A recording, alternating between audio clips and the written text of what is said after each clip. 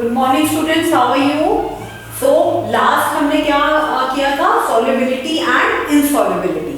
Solubility और इनसॉल्युबिलिटी हमारा chapter चल रहा था मटेरियल अराउंड अस, और इसमें हमने किया कि what type of material they are, how materials are classified, how you can put the material on the basis of their size, on the basis of color, their texture, their width, their height, उनको आप कैसे classify और कैसे grouping कर सकते हो। एक हमने ये सीखा, और एक हमने सीखा कि हमने मटेरियल की टेक्सचर लाइक लस्ट्रस और नॉन लस्ट्रस मटेरियल कौन से होते हैं, फिर मटेरियल के लाइक अपीयरेंस पे कि ट्रांसपेरेंट मटेरियल, ट्रांसलूसेंट और ओपेक कौन से होते हैं।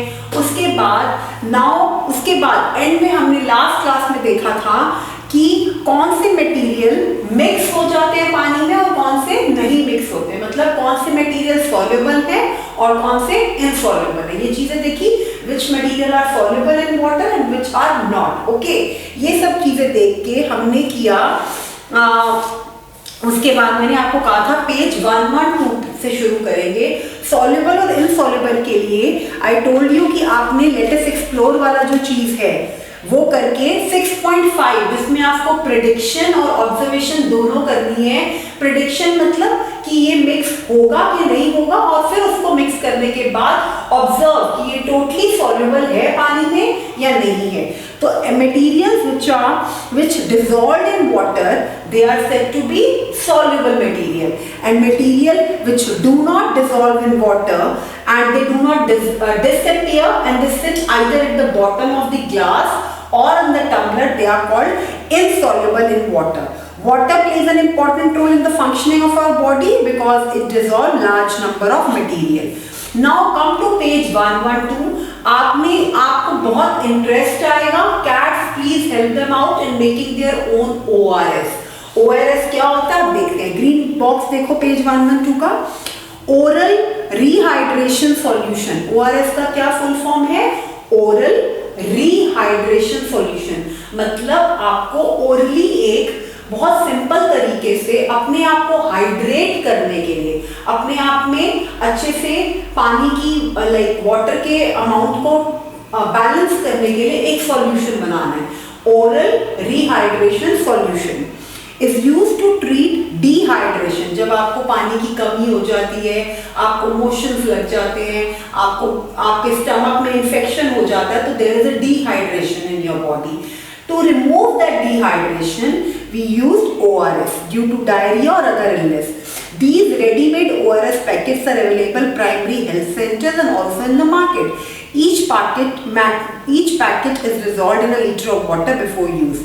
If they are not available, ORS can be prepared at home by you only, by small kids also. So what is the procedure of making ORS?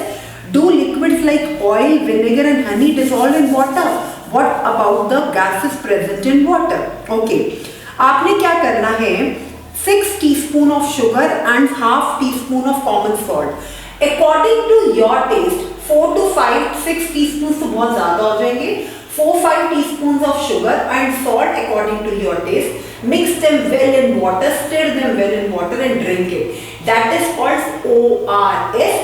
Oral rehydration solution, which is used to make your body, the body is dehydrated to make your body hydrate it so that your body can get exact amount of water should be in your body.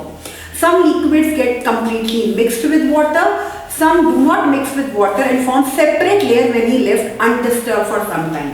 वो कह रहे हैं, हमने class 5 में भी किया है, कुछ चीजें अच्छे से डिसॉल्व हो जाती हैं पानी में, बट कुछ डिसॉल्व नहीं रहती, और डिसॉल्व ना होने के बाद उनकी ऊपर पानी में अलग से लेयर बन जाती है।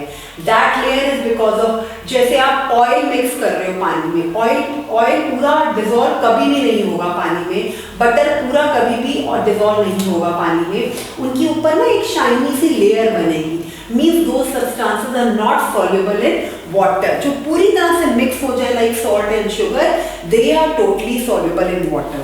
Similarly, some gases are soluble in water whereas others are not. For example, oxygen gas dissolves in water. It is very important for the survival of animals, plants in our life.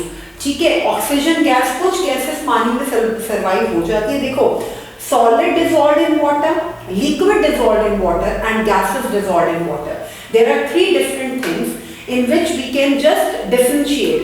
कुछ solid जो पानी में dissolve नहीं होते और कुछ solid पानी में dissolve हो जाते हैं, कुछ liquid पानी में dissolve हो जाते हैं but कुछ liquid ऊपर से लेयर ही रहते हैं, कुछ गैसेस पानी में डिसॉल्व हो जाती हैं बट कुछ गैसेस पानी में डिसॉल्व नहीं होती। ये तीनों चीजें इफ यू रिमेंबर हमने क्लास 5 में किया था, solid dissolved in water, liquid dissolved in water और gases dissolved in water.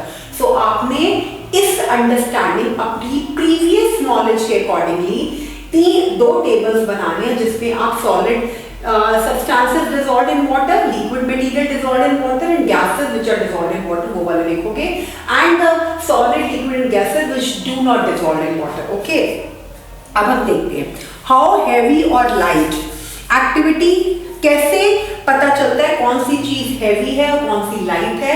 by touching them, by lifting them, by carrying them in your hand. Okay, चलो देखते हैं। Let us take 3 identical paper cups or bowls. Fill each cup half with provided material. Okay, 3 bowls या 3 cups ले लीजिए और उसमें जितना material given है उससे फिल कर लो। Fill one with water, mark it as A. Second with sand, mark it as B. And third with pebbles, mark it as C.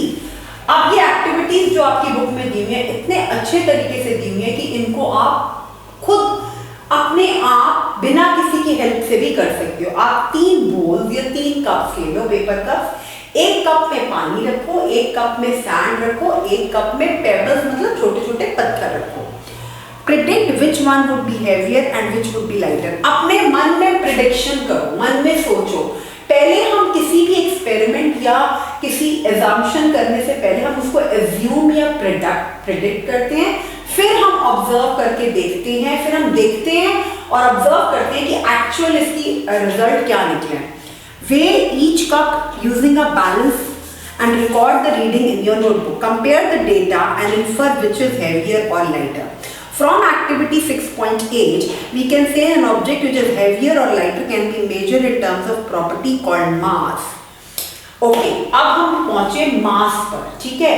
पहले देखो हम धीरे धीरे ना चीजों पर कंक्लूजन पर आ रहे हैं। मास क्या होता है? वेट, किसी चीज का हेवीनेस और लाइटनेस बताना, उसको हम बोलते हैं मास। किसी भी चीज की हैवी चीज या लाइट बताना उसको क्या बोलते हैं? मास, ठीक है।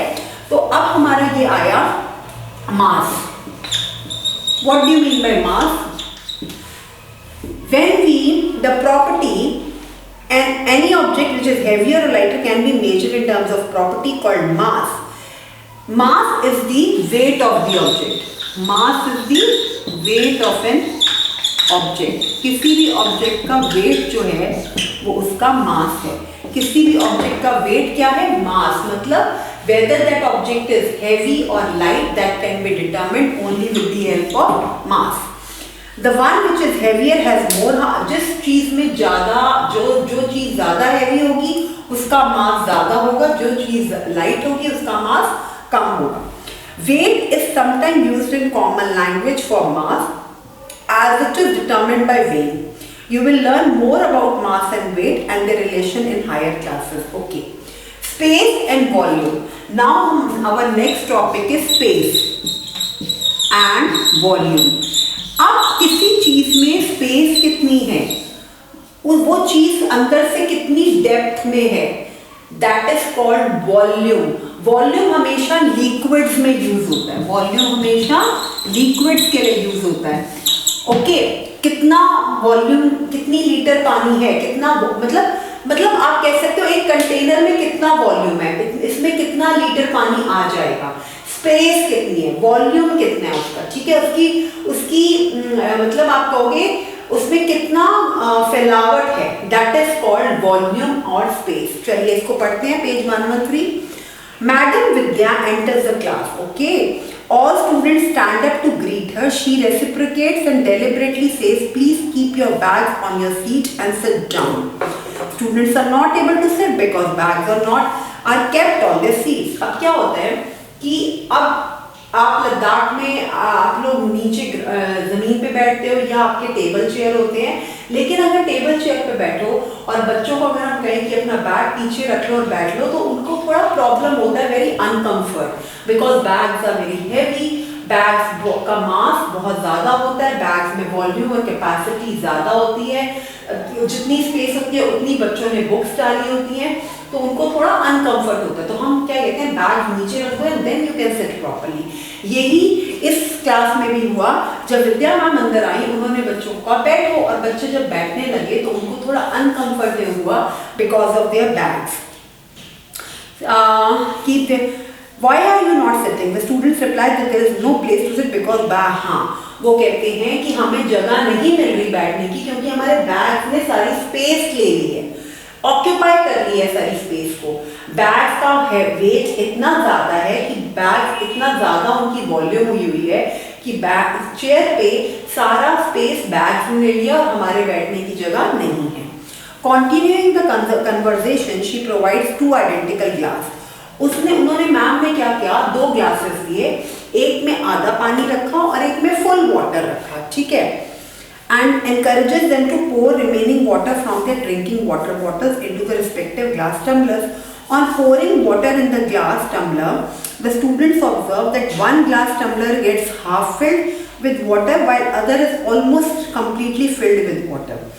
Glass tumblers with varying levels of water, okay, एक टम्बलर एक ग्लास में हाफ ग्लास था और एक में फुल था, तो उससे क्या पता चला कौन सा ग्लास हैवी था।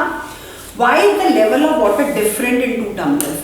एक टम्बलर में हाफ ग्लास था, मान लो ये टम्बलर है, इसमें हाफ वाटर था और दूसरे टम्बलर में फुल वाटर था, तो दोनों टम्बलर ए और टम्बलर बी में जिसमें हाफ और इसमें फुल वाटर क्यों हुआ, पानी का लेवल डिफरेंट क्यों था दोनों टम्बलर्स में। The water level differ in each case which indicates that amount of water in each tumbler is different. Amount of water, इसका वाटर लेवल और इसके वाटर लेवल में फर्क है, इसलिए दोनों टम्बलर के वाटर लेवल में अमाउंट ऑफ वाटर जो है, पानी की क्वांटिटी, पानी की मात्रा, पानी की वॉल्यूम कम है, इसलिए लेवल ऑफ वाटर भी इसके अकॉर्डिंग है। The water in the first tumbler occupy less space, indicating the volume of water in this tumbler is less than the water in the other tumbler. The space occupied by water represents its volume. देखो, वो कह रहे हैं जितना पानी होगा, जितना पानी की वॉल्यूम होगी उतनी वो स्पेस लेगा। इस पानी की वॉल्यूम हाफ ग्लास है तो वो हाफ ग्लास तक की स्पेस लेगा, इस पानी की वॉल्यूम फुल तक है तो ये फुल वॉल्यूम लेगा। तो एस किसी भी the material, the space occupied by any material, किसी भी मटेरियल का स्पेस लेना is called its volume. The material, the space occupied by water या space occupied by any material represents its volume. इससे आपको क्या पता चला, स्पेस और वॉल्यूम के बीच में क्या रिलेशन है? What is the relation between space and volume? क्या रिलेशनशिप है स्पेस और वॉल्यूम का? Space and volume, what is the relationship between space and volume? Please tell me. The space occupied by any material is called its volume. The space occupied by any, इसमें तो water का example दिया हुआ है but कोई भी material हो सकता है, bye any material is called its volume.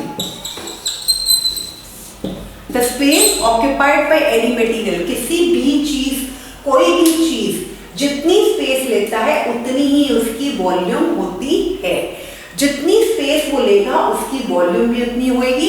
इस तरह से स्पेस एंड वॉल्यूम का inter related, space and volume, जितनी स्पेस वो लेगा उतनी उसमें जगह होगी आगे। Why was I was not able to transfer water from the jug into an empty water bottle completely? Now I know the reason behind it. Okay, वो कह रहे हैं एक जग है बहुत बड़ा और एक छोटी सी बॉटल है, उस जग का पानी पूरा बॉटल में आएगा? आप देखो कभी भी नहीं आएगा, क्योंकि जग में जितना पानी पानी ने स्पेस लिया हुआ है, जग का जितना वॉल्यूम है उतना पानी, जितना ज्यादा पानी है उतना जग का वॉल्यूम है।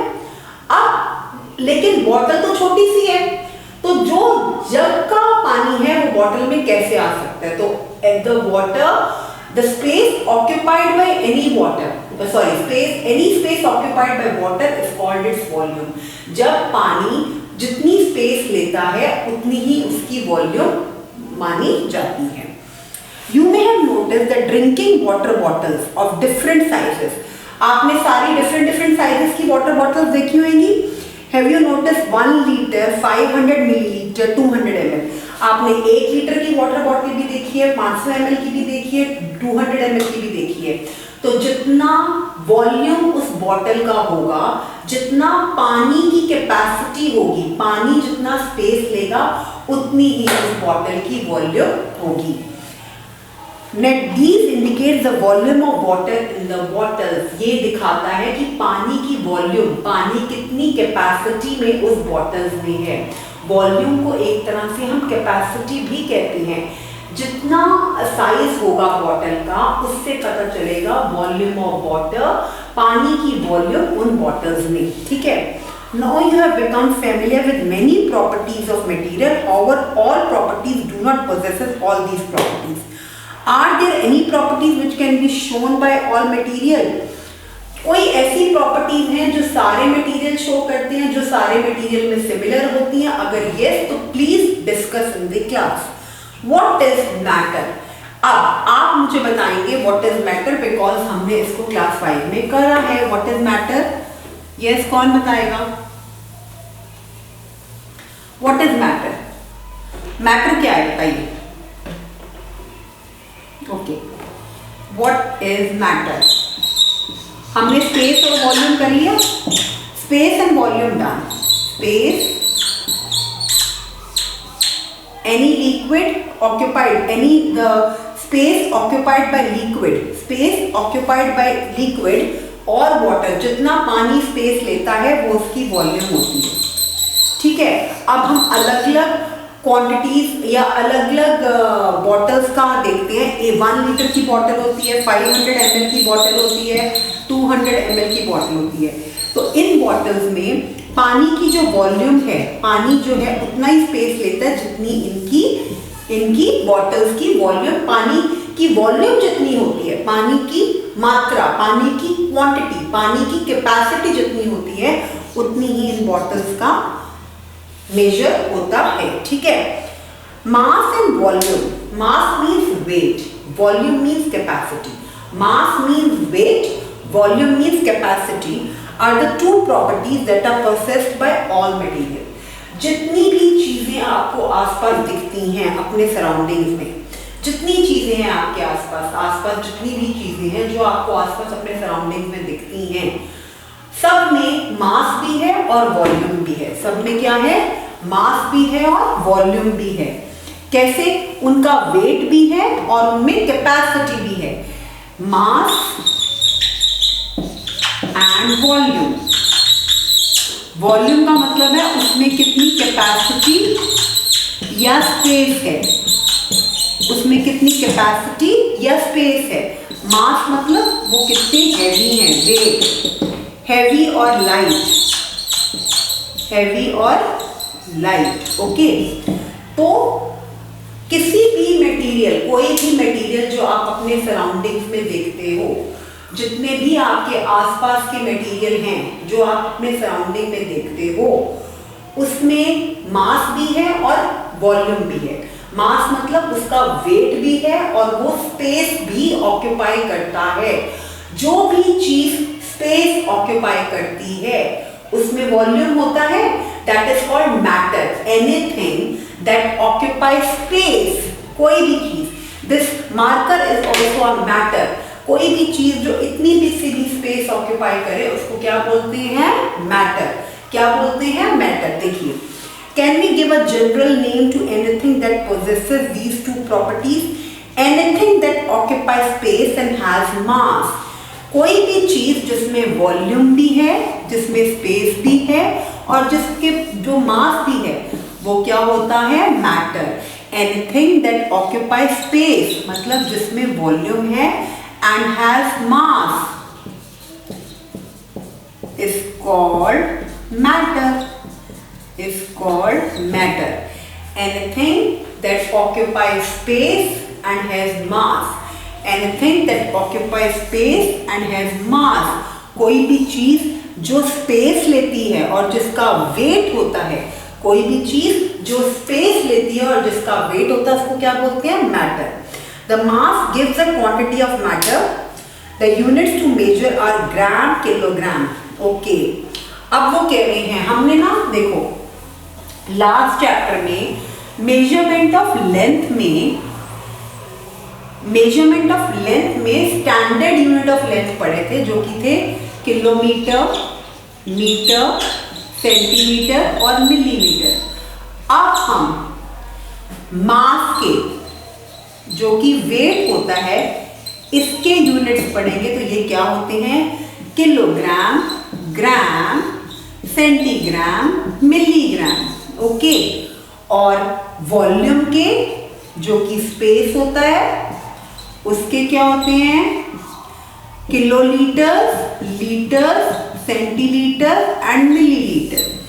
ये 3 चीजें हैं हमारी मेजरमेंट ऑफ. थोड़ा सा आपके टॉपिक से डाइवर्ट हुई हूं क्योंकि आपके पास यहाँ पे मास और वॉल्यूम आ गया जो आपके मेजरमेंट ऑफ लेंथ, वेट और कैपेसिटी से रिलेटेड है. मेजरमेंट ऑफ लेंथ हम लास्ट चैप्टर में पढ़ चुके हैं. वेट में हमें किसी चीज के वेट को, इसके यूनिट्स क्या होते हैं? Kilograms and grams. Gram is the standard unit of a mass. Gram is the standard. जैसे metre is the standard unit of length, वैसे gram is the standard unit of mass.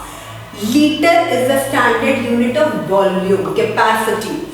Gram standard unit है weight का और litre है standard unit volume का.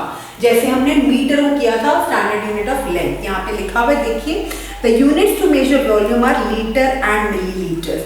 Kilolitre तो नहीं ले सकते हो, litre and millilitre are the volume के लिए. किसके लिए? वॉल्यूम के लिए. और ये जो है ग्राम और मिलीग्राम, ये किसके लिए है? मास के लिए. ठीक है, ये मास के लिए और ये वॉल्यूम के लिए.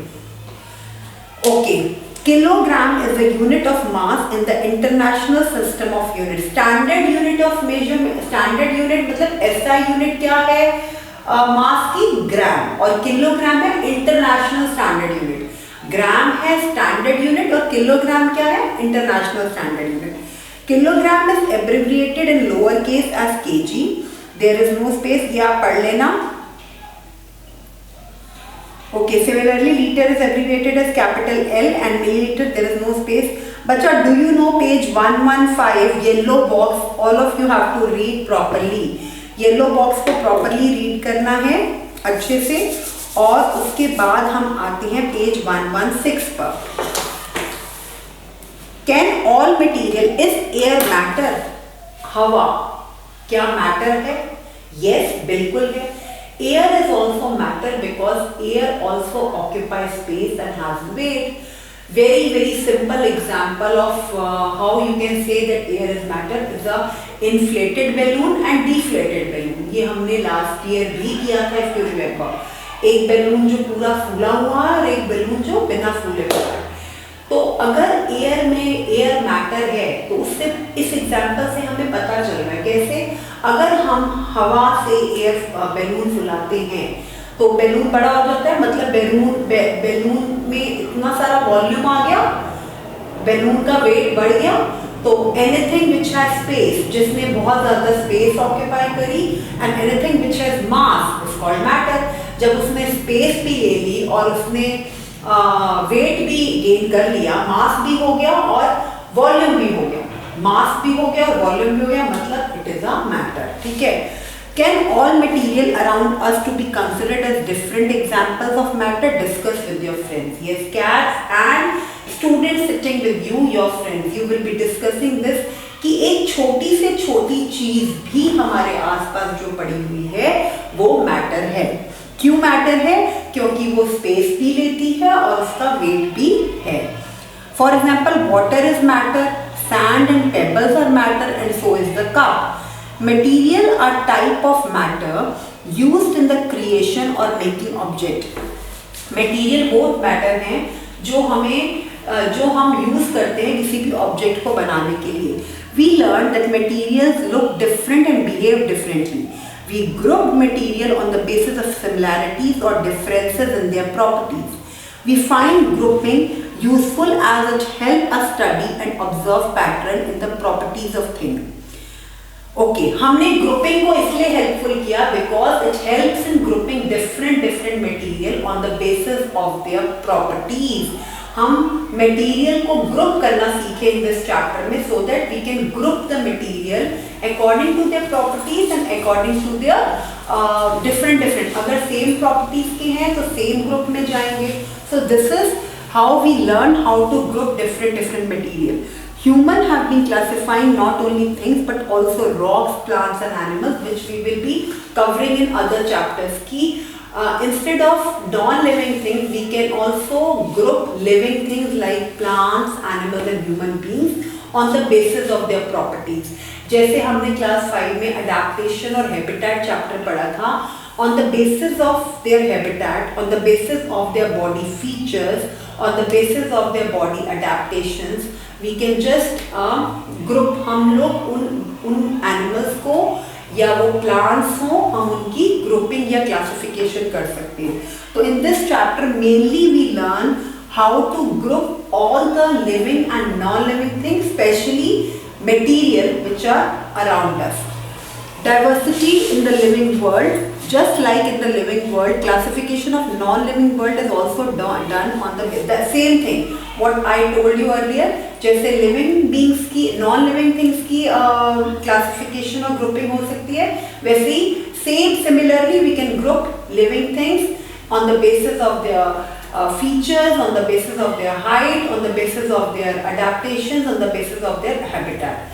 So this can be done in the form of living things also and non-living things also. Now this is not to be done. Yellow box, you just leave it. Come to page number 118, in which they have given you one game of grid activity. See how you have to do it, and then we will finish this chapter. How you are going to do this? Okay, they have told you the following words from the chapter. They have given you few words, keywords, जो आपने already इस chapter में सीख लिए हैं, जैसे lustrous, shining, non-lustrous, soluble, insoluble और क्या क्या सीखा है, hard, soft matter, mass, transparent, opaque, translucent. ऐसे कुछ words आपने सीखे हैं.